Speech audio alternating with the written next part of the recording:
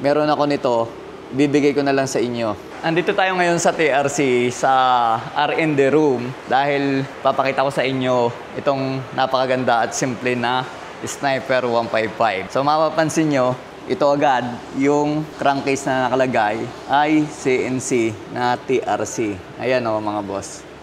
Parang ganito yan eh. Ito. Alright, di ba? TRC Racing nakalagay dito. Napakagaan. O, di ba? Papalagyan din natin yung ating Raider neto. So, ito nakalagay sa kanya. Half shifter. Ang kinis. TRC din na CNC. Tapos meron akong ganito sa bahay.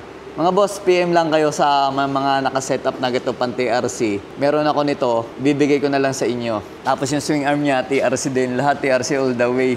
Yung braided hose, tapos quick release na para sa brake fluid.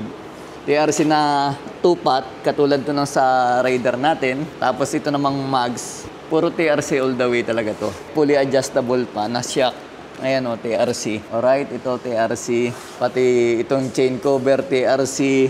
Itong plant sub, TRC. Sprocket, TRC. Napakaganda na ito. Swing arm, maganda ng design. Kung gusto nyo umorder, nasa link sa description sa baba kung anong kailangan nyo. Tulad nito, TRC din siya. Ayan o.